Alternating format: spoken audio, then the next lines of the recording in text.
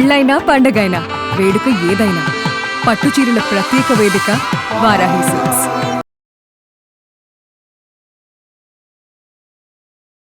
Hello hello. Navya గారండి. అవునండి, ఎవరు? నేను జయానండి, అందమైన జీవితం ప్రోగ్రామ్ నుంచి కాల్ చేస్తున్నాను, సుమన్ టీవీ నుండి. నాతో పాటు సీనియర్ డాక్టర్ కళ్యాణ్ చక్రవర్తి గారు ఉన్నారు. మేడం, నమస్తే మేడం. నమస్తే. నమస్తే సార్. నమస్తే అమ్మా. అమ్మా నవ్య నమస్తే. నవ్య, ఇప్పుడే ఆనంద్తో మాట్లాడామమ్మా. ఆనంద్ తెలుసు కదా మీకు? తెలుసు మేడం, ఆనంద్ నా boy friend madam. Okay, right.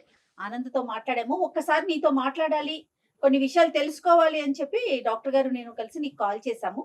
అవునా మేడం? నువ్వు ఫ్రీగా ఉన్నావా? సర్ప్రైజింగ్ ఉంది మీరు నాకు కాల్ చేయడం ఏంటి ఎస్ అని. ఎస్ ఎస్ నువ్వు ఫ్రీగా ఉన్నావా? ఒకసారి మాట్లాడొచ్చా మీతో?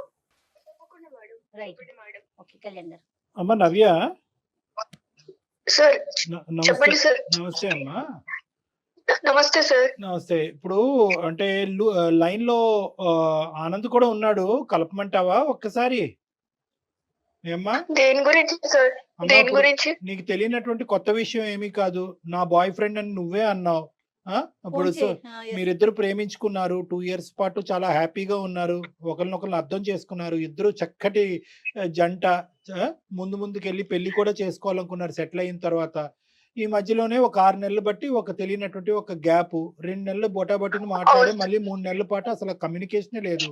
ఆ అబ్బాయి ఏంటంటే ఇంకో అవును సార్, అవును. మేము అతనికి ఈమెయిల్ చూసి సరైనటువంటి టైంలో ఫోన్ చేయకుండా ఉండుంటే కనుక ఒక 2 days తర్వాత అతను ఆత్మహత్య చేసుకుని అనేటటువంటి ఆలోచనలో కూడా వెళ్ళిపోయాడు ఆ అబ్బాయి. అయ్యో. సో నేను అనేది ఏంటంటే, ఈ విధంగా ప్రేమించుకునేటటువంటి వాళ్ళు ఏదో ఒక కారణం వల్ల, చిన్నదవనియండి పెద్దదవనియండి, కలిసి ఉండాలంటే కలిసి ఉండండి, విడిపోవాలనుకుంటే ఒక కారణాన్ని చూపెట్టి విడిపోండి. ఇలాగ గోప్యంగా ఉంచడం వల్ల ఏంటి? ఇలాగే కదా కొన్ని ప్రాణాలు పోయేది. అసలు నువ్వు అంత సైలెన్స్ లో ఉండిపోవడానికి కారణం ఏంటి? నేను ఏం చెప్పుకోవాలి మేడం? ఒక్క నిమిషం లైన్ లో ఆనంద్ కూడా ఉన్నాడు. ఆనంద్, చూడు మరి నవ్య వచ్చింది లైన్ లోకి. నీ ఫోన్ ఎత్తను నవ్య, మా ఫోన్ ఆన్సర్ చేసింది, తన బాధ ఏదో తను చెప్పుకుంటుంది. మాట్లాడు మా. ఆనంద్, ఎట్లున్నావు?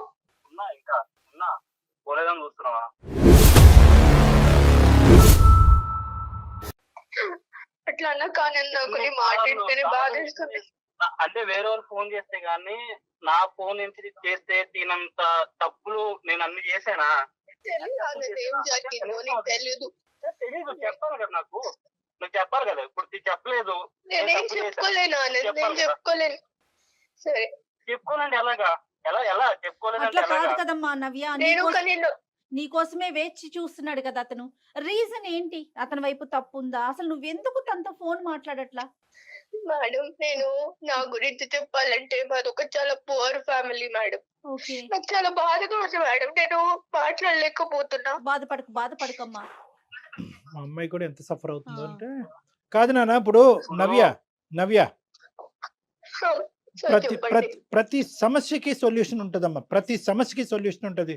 అరే అమ్మ, నీవు ఒక 2 రోజులు ఆగుంటే కనుక నువ్వు ఇంతగా ప్రేమించేటటువంటి ఒక అబ్బాయి చనిపోయి ఉండేవాడు. అప్పుడు నాకు ఎన్నో సమస్యలు ఉన్నాయి, ఎన్నో బాధలు ఉన్నాయి అనేటటువంటి నువ్వు ఎప్పటికీ నిన్ను క్షమించుకునేటటువంటి దాని కాదు. ఈ రోజు ఒక బంగారు అవకాశం. ఏదైనా కూడా, ఎలాంటి నిజమైనా కూడా ఈ ప్లాట్ఫామ్ మీద మాట్లాడచ్చు నువ్వు. కాబట్టి నన్ను ఒక్కసారి నువ్వు ఓదార్చుకుని జరిగినటువంటి సంగతులు ఏంటి, ఏ కారణం చేత ఈ అబ్బాయిని చెప్పకుండా ఇలా దూరం వెళ్ళావు చెప్పు. నేను చెప్పుకోగలుగుతాను సార్. మళ్ళీ ఇప్పుడు అందరూ చూసి మళ్ళీ నన్ను హేళన చేయడం నాకు ఇష్టం లేదు లేదు. నవ్య, అసలు అది ఎప్పటికీ జరగదమ్మా. మన అందమైన జీవితం అనే ఈ ప్రోగ్రామ్ ద్వారా ఎప్పటికీ మీరు ఎవరు ఏంటి అనే వివరాలు పూర్తి గోప్యంగా ఉంచుతాం. కేవలం నీ గొంతు మాత్రమే వినిపిస్తోంది, దానికి పూర్తి హామీ నాది. సరే మేడం. ఓకే, నేను ఆనంద్ మీరు అన్నట్టు సార్ 2 years లవ్ చేసుకున్నాము, పెళ్లి చేసుకుందాం అని కూడా అనుకున్నాము. కానీ నా గురించి ఆనంద్కి ఎందుకు మాట్లాడలేదని తెలియదు సార్. ఎందుకంటే నేను ఒక మిడిల్ క్లాస్ కంటే చాలా పువర్ ఫ్యామిలీ సార్ మాది. మా నాన్న క్యాబ్ డ్రైవర్, మేము ముగ్గురం అక్క చెల్లెలం సార్. నేనే పెద్దదాన్ని. నా ఏజ్ 20 years సార్. ఓకే అమ్మా. నా చెల్లెళ్ళు, నా తల్లిదండ్రులకి అంత పువర్ ఫ్యామిలీ సార్. ఊరికే పూటకి గడిచిన అన్నంతోనే మేము బతుకుతున్నాం సార్. రోజువారీ డబ్బులతోని. ఒక రోజు ఏమైందంటే మా నాన్న ఇంకా మా మమ్మీ వాళ్ళు ఫంక్షన్ కి వెళ్ళి రిటర్న్ అవుతుంటే ఒక యాక్సిడెంట్ లో చనిపోయాడు సార్ మా నాన్న. నేను చాలా ఎమోషనల్ అవుతాను సార్ ఈ విషయంలో. అయ్యో అయ్యో ఆయన చనిపోయిండు. మా అమ్మకి కూడా మేజర్ యాక్సిడెంట్ అయింది సార్. తన హెల్త్ కండిషన్ అస్సలు బాగాలేదు ఇప్పుడు. తన హెల్త్ కండిషన్ ఏం బాగాలేదు, మొత్తం మేమే చూసుకుంటున్నాం సార్. మా నాన్నకు ఒక బెస్ట్ ఫ్రెండ్ ఉన్నాడు సార్ చిన్నప్పటి నుంచి. చెప్పమ్మా నవ్య ప్లీజ్ ఏడవకుండా చెప్పు ప్లీజ్, నాకు వల్ల అవట్లేదు నువ్వు ఏడుస్తుంటే ఇక్కడ. బాధపడకమ్మా నవ్య, నాకు ఏడుపు ఆగట్లేదా ఏడుపు ఆగట్లేదురా. నేను నీకు తెలుసు కదా నేను ఎంత ఎమోషనల్ లో. నా బాధని ఇప్పుడన్నా చెప్పుకునే అవకాశం వచ్చింది కాబట్టి నేను చెప్పుకుంటున్నాను. నీకు తెలియాలి నేను ఏదో మోసం చేసి వెళ్ళిపోతున్నాను అన్నట్టుంది. ఎగ్జాక్ట్లీ అదే తెలియాలి. మోసం నువ్వు చేసావని లేదు, నేనేం ఏదో మోసం చేసినట్టు అయింది నాకు. తన మాటకి తను చెప్పనియండి, తన బాధ తను చెప్పుకోనియండి. మా నాన్నకి చిన్నప్పటి నుంచి ఒక బెస్ట్ ఫ్రెండ్ ఉన్నాడు సార్. ఆయన పేరు శ్రీనివాస్ అన్నమాట. అదే ఆనంద్ వాళ్ళ ఫాదర్ ఇప్పుడు. సో ఆయన మా చాలా చిన్నప్పటి నుంచి మమ్మల్ని చూసుకుంటూ మొదటి నుంచి ఆయనకి బాగా తెలుసు సార్ మేము. సో మా పరిస్థితి చూసి ఎలానో మా నాన్న ఎప్పుడు చెప్తుండే, అరే నువ్వే చూసుకోవాలరా నా ఫ్యామిలీని, నా కుటుంబాన్ని, నా పిల్లల్ని నీ చేతుల్లోనే పెడుతున్నాను అని. ముందు నుంచే వాళ్ళు బాగా నాకేమన్నా అవుతే నువ్వే దిక్కు, నువ్వే పెద్ద దిక్కు అని కూడా ఎప్పుడు వాళ్ళ మధ్యన సంభాషణ ఉండేది. సో ఈ విధంగా మా నాన్న చనిపోయినప్పుడు ఆయన మమ్మల్ని దగ్గరికి తీశారు సార్, ఆనంద్ వాళ్ళ ఫ్యామిలీని. ఆనంద్ కి మదర్ లేరు, తండ్రి ఒక్కడే. నన్ను బాగా చూసుకున్నాడు సార్. నన్ను నేను పెద్ద చెల్లిని కాబట్టి నాకు మంచి చదివించి ఉద్యోగం తెప్పిస్తే తర్వాత మా చెల్లెలకి నేను ఉపయోగపడతాను కదా సార్, మా ఫ్యామిలీకి సపోర్ట్ గా ఉంటాను కదా. సో వాళ్ళ ఇంటికి తీసుకెళ్లి మంచిగా నవ్య, ఇప్పుడు నువ్వు ఒక్కదానివి వీళ్ళింట్లో ఉన్నావు, చెల్లెళ్ళిద్దరూ అమ్మని చూసుకుంటూ మీ ఇంట్లోనే ఉండిపోయారు అంతేనా? అవును మేడం. అమ్మకి ఆరోగ్యం బాగుంటుంది కదా. చెప్పమ్మా. నేను వాళ్ళ ఇంట్లోకి వెళ్ళి చదువుకొని వాళ్ళ ఇంట్లో మంచి ఉద్యోగం కూడా తెచ్చుకున్నాను సార్. అయితే ఆ పరిచయమే నాకు ఆనంద్ పరిచయం అయ్యాడు. ఆనంద్ చాలా మంచోడు సార్. నన్ను ఒక తండ్రి లేని కూతురు కంటే తండ్రిలానే బాగా చూసుకుంటాడు. ఒక తండ్రి లాగే అట్టి A to Z అతనే చూసుకుంటాడు మేడం. సో ఒకసారి ఏమైందంటే అనుకోకుండా నాకు ఒక్కొక్కసారి హెడేక్, స్టమక్ పెయిన్ వస్తున్నప్పుడు వీక్నెస్ అనిపించేది మేడం. బాడీ అంతా వీక్ ఉన్నప్పుడు పడుకునేదాన్ని, కాలేజ్ కూడా వెళ్ళకుండా. సో అలాంటి టైంలో వీక్ ఉన్నప్పుడు నాకు మెడిసిన్స్ అవన్నీ తెచ్చి అంకుల్ బాగా చూసుకున్నారు. అలా 2-3 సార్లు జరిగినాయి అలాగా. సో టైం అయిపోయింది. ఒకసారి ఏమైందంటే మేడం, నాకు బాగా సివియర్ గా హెడేక్ ఇంకా స్టమక్ పెయిన్ ఉన్నప్పుడు ఒక మెడిసిన్ ఇచ్చారు మేడం. నాకు తెలియలేదు ఏమైందో. నాకు తెలియకుండానే నాకు నీరసం అయిపోయి నేను అలానే పడుకుంటున్నాను మేడం. అప్పుడు ఆనంద్ కూడా లేడు మేడం నాకు తోడుగా. అలాంటి టైంలో నాకు తెలియకుండానే ఆ శ్రీనివాస్ అంకుల్, ఆ అంకుల్ అని కూడా పిలవాలనిపించట్లేదు. నాకు ఒక రాక్షసుడు అని చెప్పాలి నేను.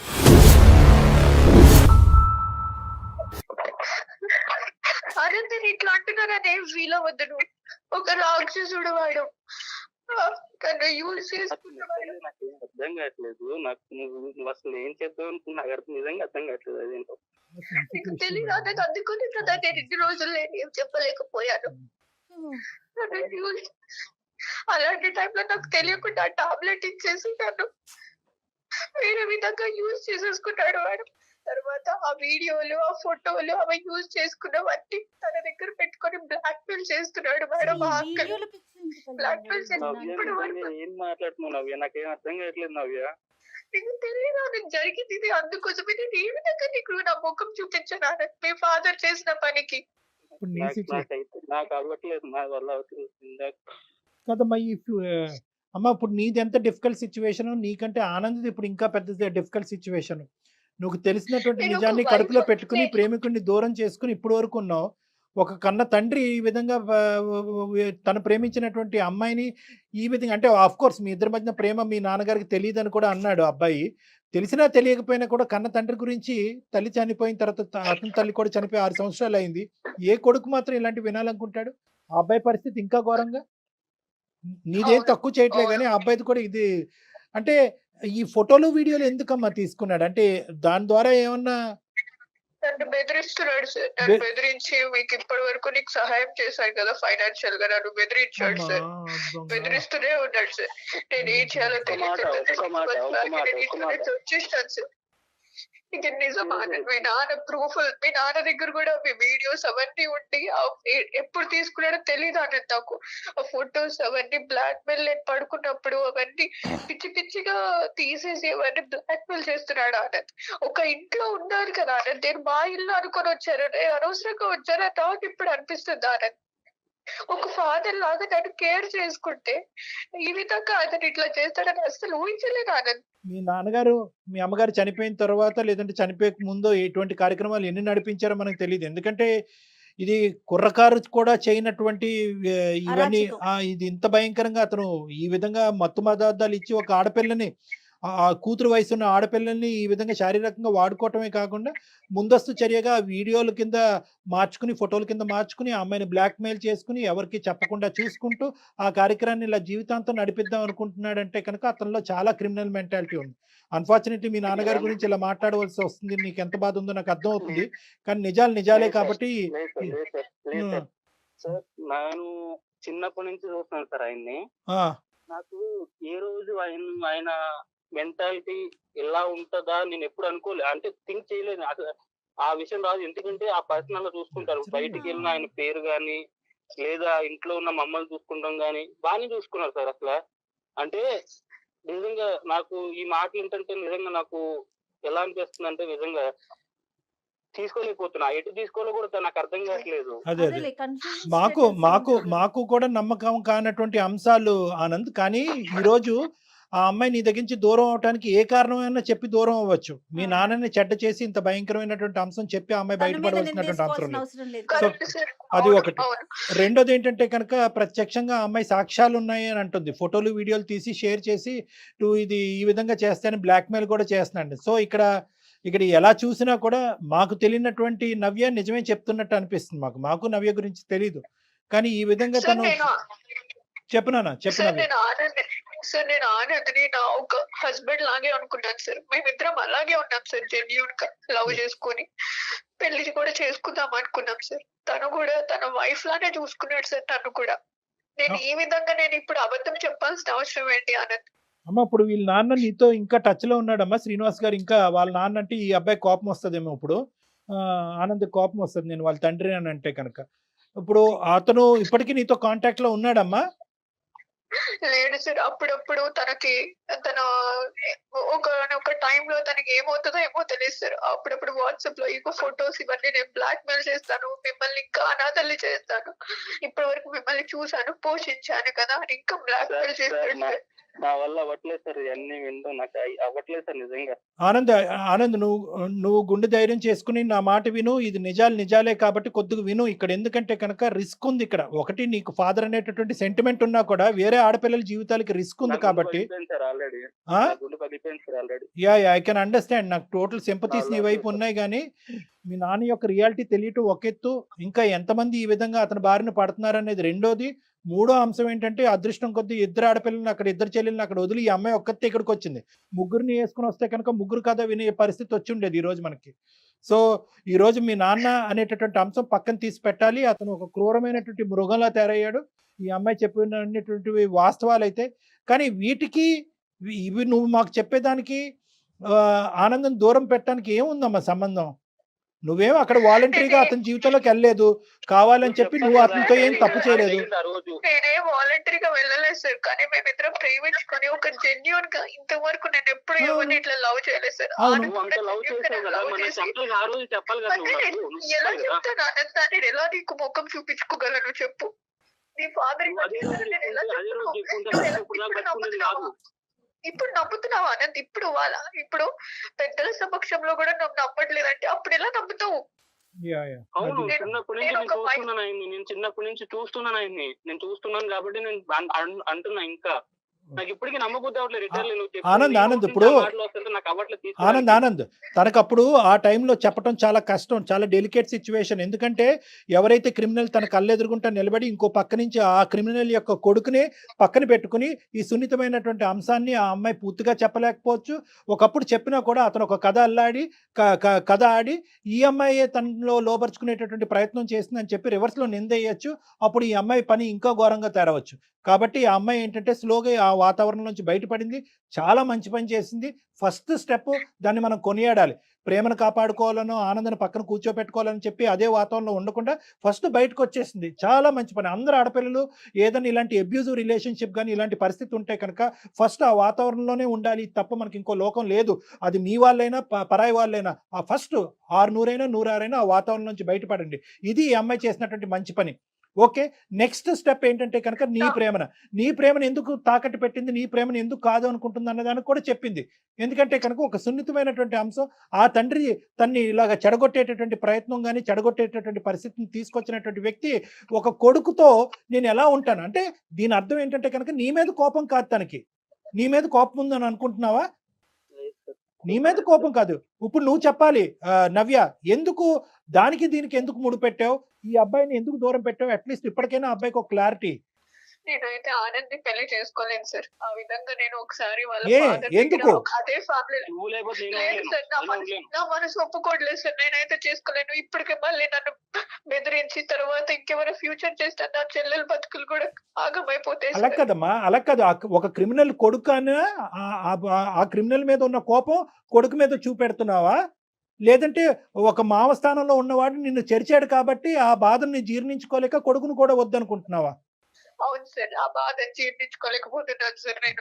వరద ఎలా అవుతుందమ్మా? అది కరెక్ట్ కాదమ్మా. అఫ్ కోర్స్ జరిగినటువంటి సంఘటనలకి టోటల్ గా మా తరపున సానుభూతి ఉంది. ఇది చాలా క్రిమినల్ చర్య, చాలా దారుణమైన చర్య.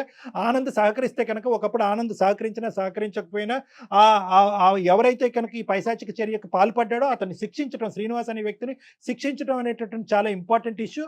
అది నెంబర్ 1. నెంబర్ 2, నేను చెప్పేది ఏంటంటే అసలు దానికి దీనికి ముడిపెట్టకమ్మా. దానికి దీనికి ముడిపెట్టకు. ఇప్పుడు పుణ్యమే కారణంలా ఉంటుంది ఈ అబ్బాయి పరిస్థితి. ఎందుకు నేను ఈ మాట అంటున్నానంటే ఈ రోజు ఆనంద్ యొక్క పరిస్థితి ఎలా ఉంది? సొంత తండ్రి గురించి ఏ కొడుకు ఇలా వినాలి అని అనుకుంటాడు?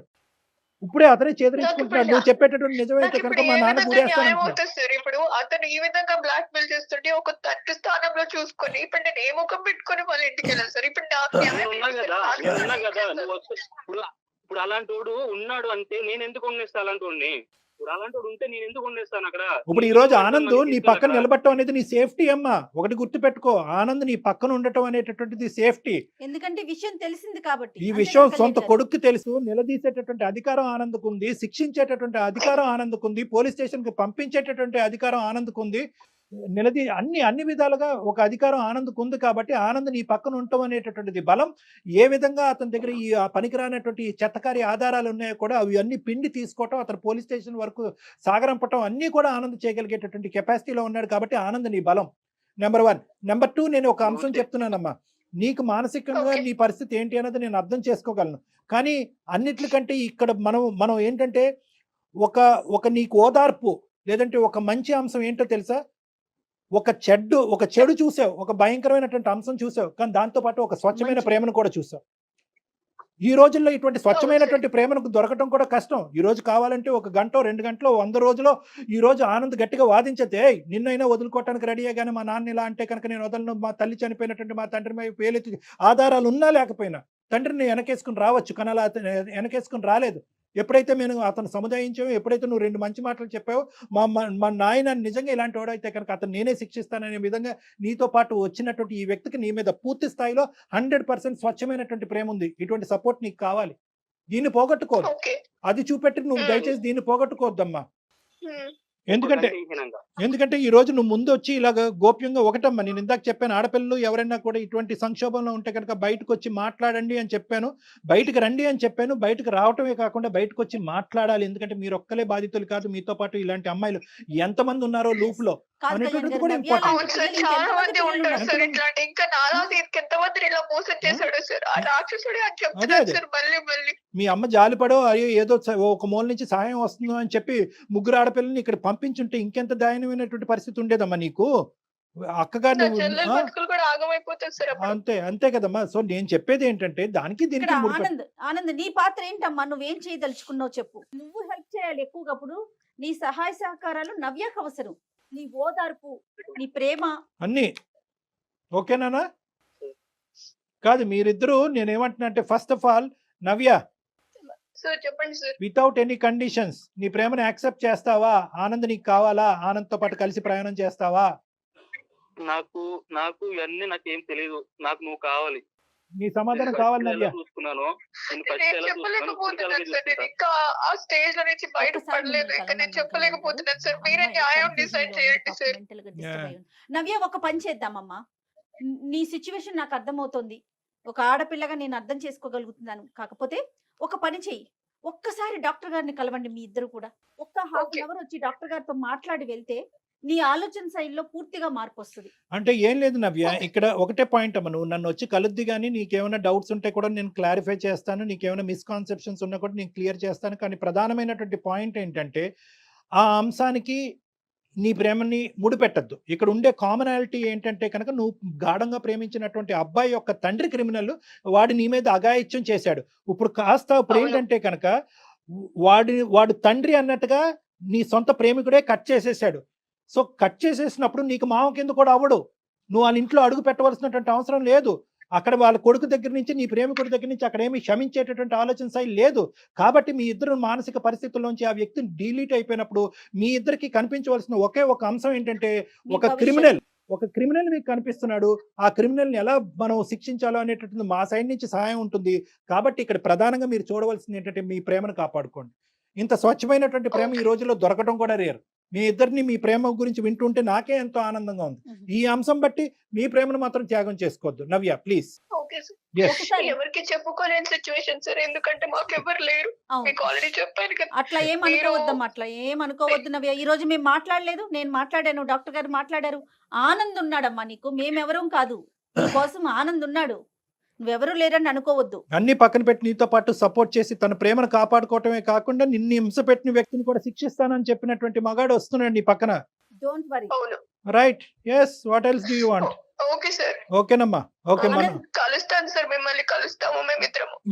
ఇద్దరు రండి అమ్మా, నేను నెంబర్ పంపిస్తాను, ఇద్దరు రండి. ఓకే ఓకేనా Anand? Good luck Anand, all the best. Anand తను కూడా కన్ఫ్యూజన్ లో ఉన్నట్టున్నాడు. అంటే ఎక్స్పెక్ట్ చేయని విషయం కదండి. తను ఏదో మిస్టేక్ జరిగింది, నా వైపు ఏదైనా జరిగిందా, అమ్మాయి వైపు, తన ఆలోచనలో ఒకేసారి కన్న తండ్రి అనేసరికి ఈ అమ్మాయి కౌన్సిలింగ్ ఎంత అవసరమో, ఎందుకంటే ఆ అబ్బాయికి కూడా ఇది అంత సులభమైనటువంటి అంశం కాదు. ఈ రోజు అంటున్నాడు కానీ ఇప్పుడు తల్లి లేనటువంటి లోటు తండ్రి తీరుస్తున్నాడు. తండ్రి తన లోటే తీర్చుకుంటే వేరే కుటుంబానికి కూడా సహాయపడుతున్నాడు అనేటటువంటి దేవుడు కింద ఊహించుకునేటటువంటి ఒక వ్యక్తి ఈ రోజు రాక్షసుడు అయిపోయాడు, దెయ్యం అయిపోయాడు. సో ఆ అబ్బాయికి కూడా ఈ అంశం జీర్ణించుకోవడానికి టైం పడుతుంది. కాబట్టి ఎంత వీళ్ళిద్దరు కలిసినా ఏ విధంగా ఉన్న ఫ్యూచర్ ముందు వీళ్ళిద్దరికి అయితే కనుక విడివిడిగా కలిపి కూడా కౌన్సిలింగ్ అనేది చాలా ఇంపార్టెంట్. దానికి నేను రెడీగానే ఉన్నాను. రైట్. అయితే శ్రీనివాస్ లాంటి వాళ్ళు, ఈ నవ్య లాంటి పిల్లల్ని ఇంకా ఎంత మంది పిల్లలతో ఎలాంటి గేమ్స్ ఆడారో ఏమో, కానీ ఆడపిల్లలు బయటికి రావాలి కళ్యాణ్, కొంచెం అన్న ధైర్యం చేసి. అంటే ఇక్కడ ఏంటంటే మేడం, మనం చాలా ఈజీగా చెప్తా ఉంటాము. ఆఫ్ కోర్స్ మన ఆడపిల్లలందరికీ కూడా మనకు ఒక స్థైర్యాన్ని నింపుతాం. ఏంటంటే అతను తండ్రి పాత్రలో వచ్చేసాడు ఎంట్రీ. మీ కుటుంబానికి సహాయపడతాను, మీ చెల్లెలకి సహాయపడతాను, నీ బాగోగులు చూసుకుంటాను, నువ్వు నా ఇంటికి రా అనేటటువంటి విధంగా ఇంటికి తీసుకొచ్చి తలనొప్పుకో కాలు నొప్పుకో ఒక టాబ్లెట్ ఇస్తే మింగకుండా ఏ ఆడపిల్ల ఉంటదండి? సో అమాయకంగా నమ్మటం అదైతే ఉంటుంది. కానీ ఏదేమైనా కూడా ఆడపిల్లలకి మనం తస్మాత్ జాగ్రత్త, ముందు వెనకట్లో చూసుకుని ఏం జరిగినా ఇంట్లో కుటుంబ సభ్యులకైనా కనీసం తల్లికో తండ్రికో తోబుట్టువులకో ఎవరికో ఒకరికి స్నేహితులకో చెప్పాలి. ఇప్పుడు మనం ఫోన్ చేయకపోతే, నేను అనేది ఏంటంటే నవ్యకి మనం కాల్ గనుక చేయకపోయినట్లయితే ఇద్దరు ఎవరి దారులు వారి అయిపోయాయి. చనిపోయి ఉండేవాడు ఈ అబ్బాయి సూసైడ్ చేసుకుని చనిపోయి ఉండేవాడు. ఆ బాధ, ఆ వార్త తెలుసుకున్నటువంటి ఈ అమ్మాయి తన ఏదైనా అగాయచకు పాల్పడినా కూడా మనం ఆశ్చర్యపడక్కర్లేదు. రైట్. ఒకసారి కలుస్తారు కళ్యాణ్ గారు, మాట్లాడండి. తప్పకుండా. రైట్ అండి. నమస్తే. నమస్తే జగన్.